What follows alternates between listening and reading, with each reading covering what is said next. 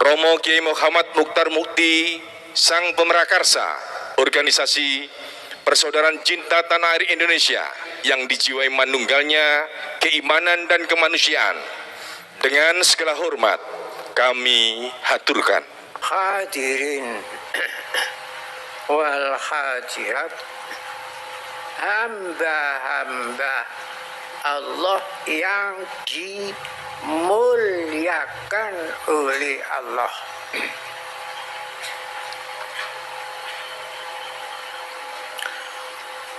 Usia negara kita ini sudah usia 77 tahun. Di abad ini adalah abad penyucian dan penataan. Abad penyucian dan penataan tentang Negara Kesatuan Republik Indonesia.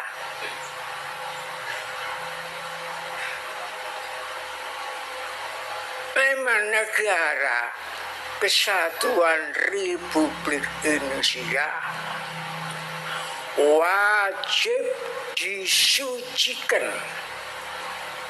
dan setelah itu ditata kembali.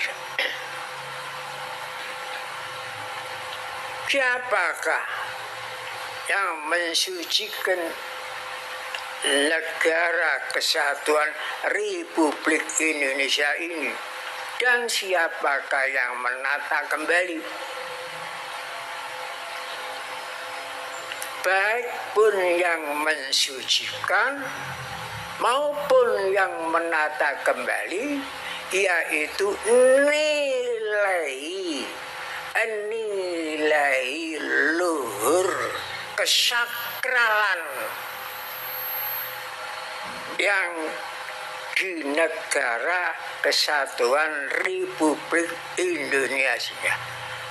Dan kesakralan seperti kesakralan lambang negara Garuda Pancasila, kesakralannya sang merah putih, kesakralannya proklamasi kemerdekaan bangsa Indonesia, kesakralannya sumber proklamasi kemerdekaan Indonesia di harinya ketiga,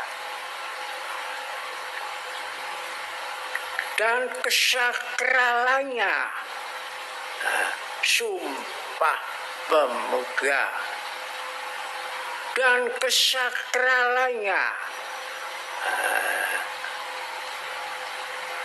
fatwa jihad yang menimbulkan, yang menggagalkan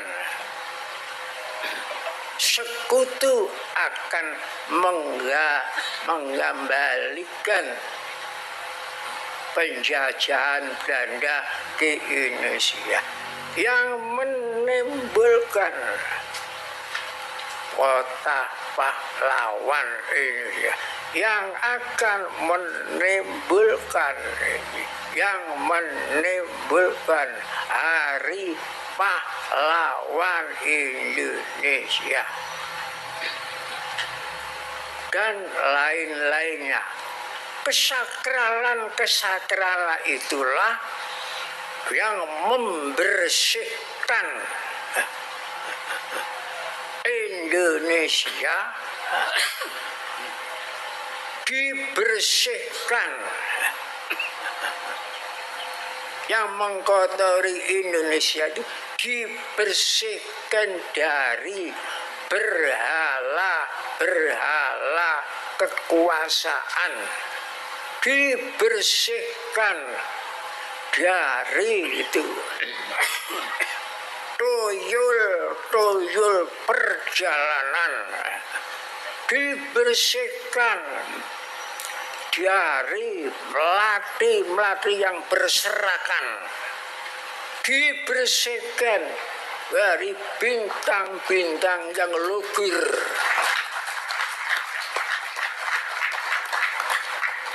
yang mengkotori kemanusiaan, yang merasa menjadi Tuhan kekuasaan di Indonesia, dibersihkan dari puntung-puntung yang tidak bernilai, dihanyutkan oleh tsunami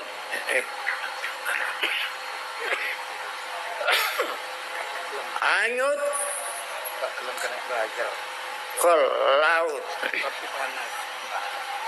dibersihkan dari tuyul-tuyul yang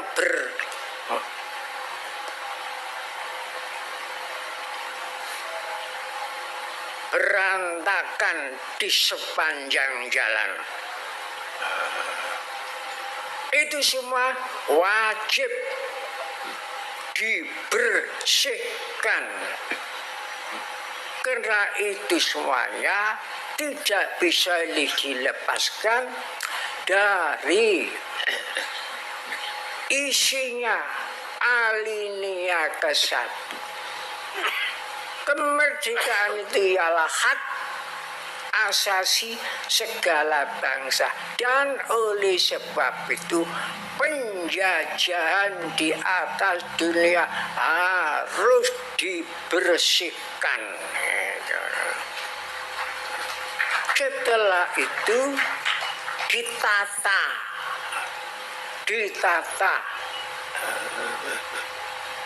agar supaya bangsa Indonesia ini tidak dikoplokkan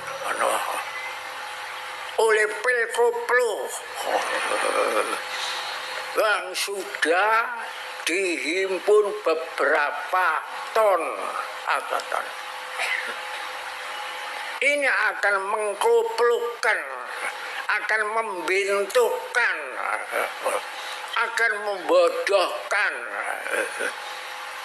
bangsa Indonesia ini, agar bangsa Indonesia menjadi bangsa yang bodoh. Padahal itu termasuk tujuan negara memajukan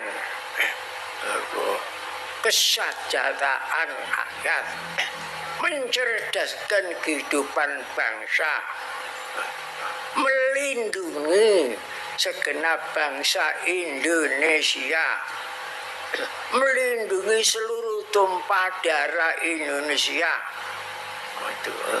mencerdaskan kehidupan bangsa Indonesia, menertibkan dunia, ikut menertibkan dunia dengan dasar perdamaian abadi, perdamaian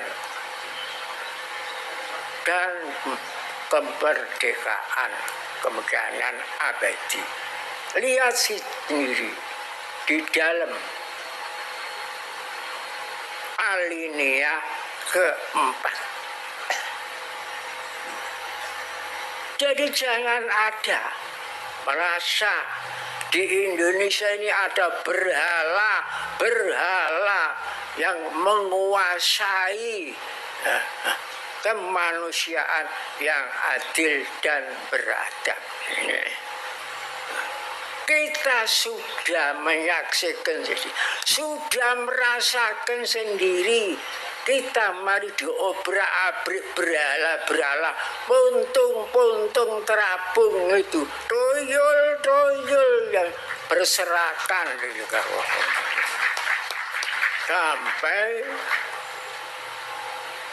akan pelantikan organisasi persaudaraan cinta tanah air Indonesia ini merasakan, seluruh Dewan Penyantun merasakan, maka tidak bisa Organisasi Persaudaraan Cinta Tanah Air Indonesia ini dipisahkan dengan Siddiqiyah. Itu tidak bisa. Tetap di mana saja, kapan saja. Waktu-waktu ulang tahun di mana saja, tetap dengan organisasi Siddiqiyah. Sampai waktu seminar internasional di Gedung Asia Afrika Bandung pun tetap hadir dengan organisasi Siddiqiyah. Jadi tidak bisa dipisahkan, baik pun dalam keadaan sehat maupun dalam keadaan kurang sehat, mau dalam keadaan diobrak-abrik oleh toyul itu yang bentayangan di sepanjang jalan, yang ngaku sok Tuhan penguasa. Laknatullah alal munafikin, laknatullah alal kadzibin, laknatullah alal zalimin.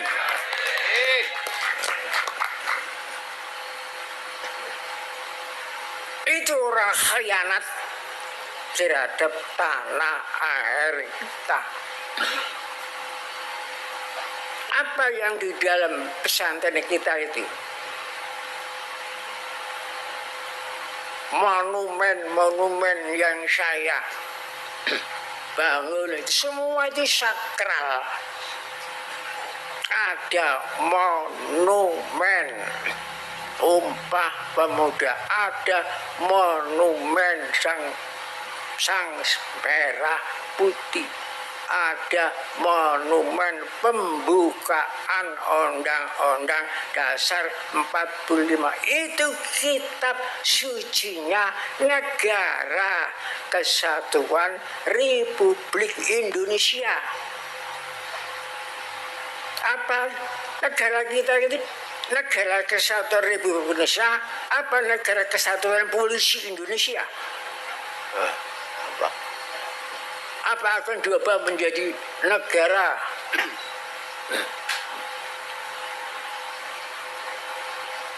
yang berkuasa itu di Indonesia? Apa Riksetat, apa Maksetat?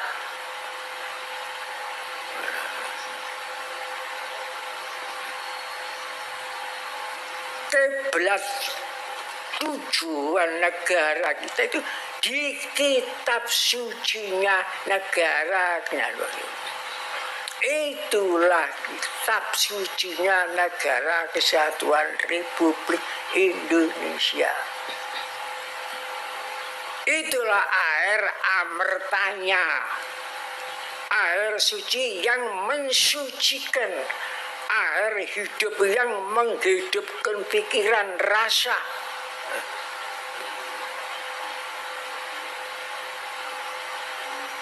Air segar yang menyegarkan jiwa-jiwa besar Indonesia ini. Tapi kok tidak tahu diinjak-injak, Pancasila diinjak-injak.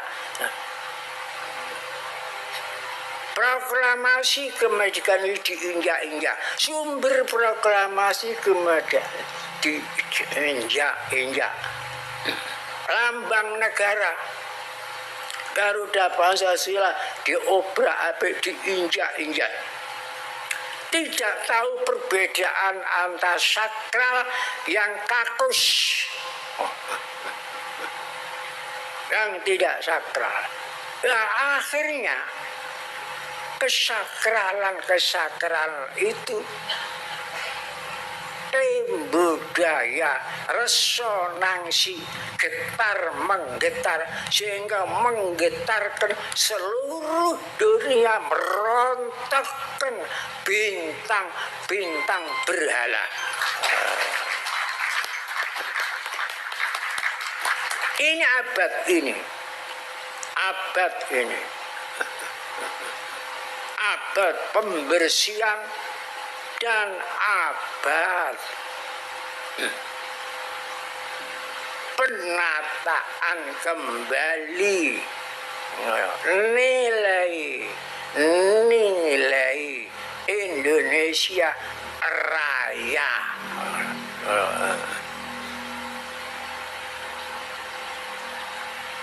Itulah yang harus kita pahami betul-betul abad ini. Abad 777.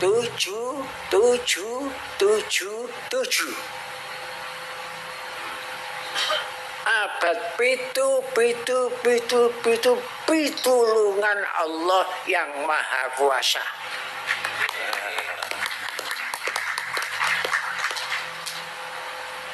Saya tidak perlu menerangkan panjang lebar, sudah tahu.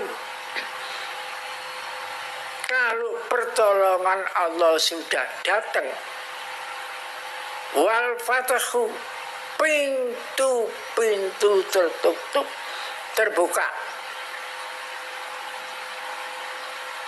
Topeng-topeng rekayasa terbuka, tersingkap. Topeng-topeng itu tersingkap. Wah, ya. Saya sudah, setua saya ini sudah usia 94 tahun. Saya tidak akan mundur memperjuangkan nilai-nilai Indonesia. Jangankan kamu getak, titik darah penghabisan pun saya tidak akan mundur.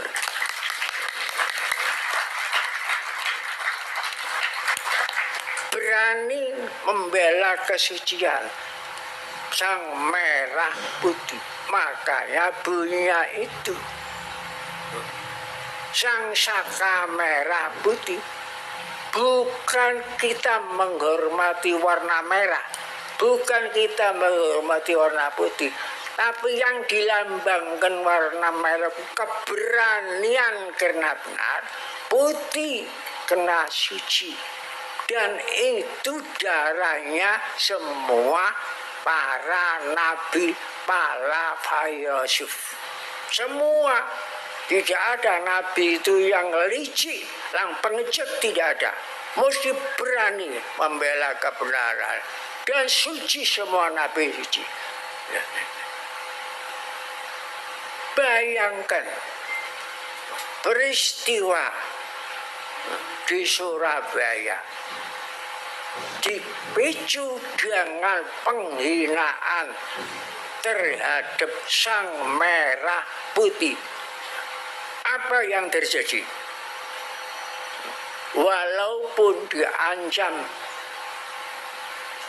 Surabaya akan dilumatkan dari udara, dilumatkan dari laut, dilumatkan dari darat, sampai korban suci juga 3.000 lebih.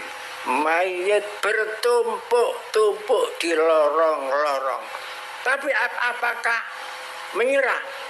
Tidak menyerah. Hanya dijawab satu kalimat saja. Ancaman itu Allahu Akbar. Allah Maha Besar, Maha Kuasa, Maha Perkasa yang menolong kita gempar dunia. Siapakah akhirnya? Perang Dunia Kedua 5 tahun, jenderalnya tidak kalah, tapi melawan jati diri bangsa Indonesia mati. Ya, mati. Jenderalnya mati, Malabi mati di Surabaya.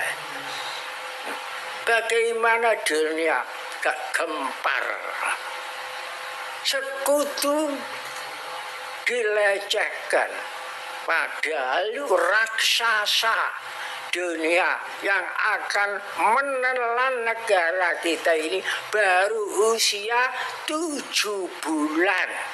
Usianya negara kita ini baru 7 bulan.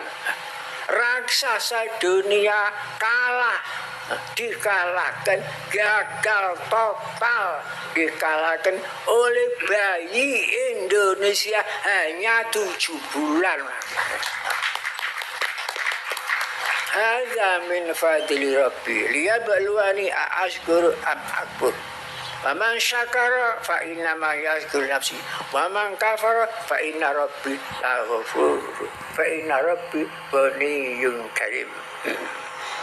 Kita harus wajib syukur atas pertolongannya Allah, pertolongannya berkat Allah, rahmat Allah yang maha kuasa. Yang maha kuasa hanya Allah, hanya Tuhan Sang Widiwasa, tidak ada lain. Jangan sampai kemanusiaan ini luntur karena benda-benda perak, benda-benda kuningan, benda-benda emas yang ditempelkan di pundak. Bagaimana manusia ini paling mulia, hanya ditempeli di pundak saja luntur kemanusiaannya, tinggal braholonya, petoro kolo. Petoro penguasa kalau waktu pompong kuasa ngemplok manusia, diinjak-injak. Saya menyaksikan ini, merasakan sendiri. Rumah saya itu loh, pribadi saya ini dikontrol, disangka ada di dalam tanah ini pelindungan, kontrol. Saya sama sekali tidak dihormati. Padahal sudah saya sampaikan, demi untuk kebaikan kita bersama dan negara Indonesia Raya, kembalilah kepada tempat masing-masing. Tidak mau kembali. Apakah tidak menyesal? Nanti kalau terbuka, jawabnya tidak. Buka saja sekarang, sombongnya itu, braulo itu. Sombong, kementus, kemelete, kemateter. Apa yang terjadi sekarang? Dunia menyaksikan rontok. Bintang-bintang rontok. Wa idzan nujumun kadarat. Dalam surat Takwir, surat menggulung namanya, surat Takwir. Wa idzan nujumun kadarat. Ketika bintang lugur, kuwiro tergulung, sapu besi ke tsunami, puntung-puntung terapung. Saya waktu itu di Surabaya, saya bermimpi membongkoi puntung-puntung rokok ini terapung. Saya yang mimpi. Saya waktu itu tidak paham. Apa ya isyarat kok saya membongkoi puntung-puntung ini? Akhirnya baru paham setelah puntung-puntung terapung hanyut ke laut. Kalau sudah begini, sulit ini. Kalau sudah merosot masuk ke jurang lumpur kesia-siaan, sulit. Akan mengangkat lagi, payah. Ini sudah diketahui seluruh dunia. Perkataan saya mengingat, saya iman mengingat mengingatkan, tapi tidak didengar, ketutup oleh braolo itu. Ya terserah kalau begitu, kalau tidak menyesal. Sekarang menyesal apa tidak? Kalau menyesal sudah tidak berfaedah, penyesalan terakhir. Ya. Jangan dikira sekarang sudah selesai. Jangan dikira. Kapolri ancamannya akan membersihkan setelah terbongkar akar, meneruskan sampai akar-akar. Ini janjinya Kapolri. Setelah Kapolri disentil oleh Jokowi, Presiden Jokowi. Sentilan Jokowi. Ingat saya baca di TV ada 3 sentilan. Sentilan pertama kami mengingatkan polisi. Coba pikir sendiri. Yang diingatkan kok polisi, bukan angkatan darat, bukan pikir sendiri. Itu pertama. Yang ketiga di TV disebut gitu kan. Yang kedua disebut itu Polri respon setelah disentil Jokowi, Presiden Republik Indonesia Jokowi. Coba pikir sendiri kalimat itu. Nah ini sekarang jadi praktek G30S muncul lagi. Jangan mau menyerah. Hadapilah segala sifat-sifat buruk, sifat-sifat petoro-kolo, sifat-sifat ini vermoni. Hadapi saja. Kalau kita mati perkara itu, kita mati suci, mati syahid aish, kariman, awmut syahidan. Sekianlah fatwa saya ini yang memang keras. Selama ini nggak pernah saya pakai. Ini keras dipaksa supaya saya berkata keras. Memang ada yang masa keadaan. Itu. Ingat kesakralan negara kesatuan Republik. Jangankan kamu, sekutu saja itu dilawan oleh jati diri bangsa Indonesia. Apa mana kamu puntung terapung.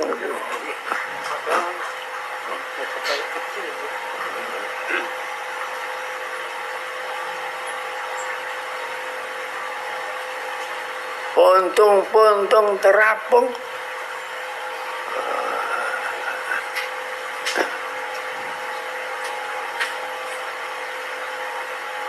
Udah waktunya ini.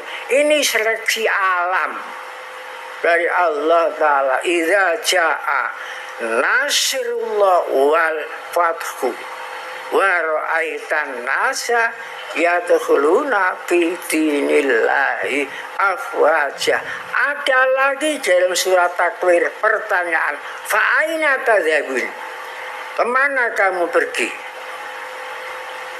Kemana kamu pergi mencari bukti-bukti bahwa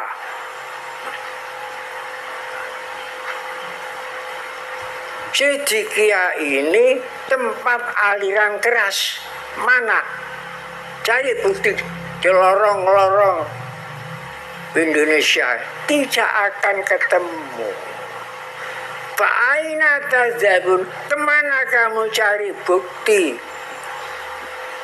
yang tidak bau harum menjulang langit harumnya menghambar seluruh dunia, bukan Indonesia. Fa'aina tadabun, kemana kamu mencari sumber bau bangkai di seluruh Indonesia? Sudah ketemu semua, sudah terbuka. Kalau Allah memberi pertolongan, tidak usah berselang bulan, tidak usah berselang hari, berselang saat saja, jam sudah terbuka. Inilah pertolongan Allah. Kita wajib syukur. Abad ini memang abad pembersihan supaya kiblat negara, yaitu pembukaan undang-undang dasar ini dibersihkan dari cecunguk, dari pekecat gitu. Dibersihkan dan setelah itu ditata kembali. Sekianlah fatwa saya. Wassalamualaikum warahmatullahi wabarakatuh.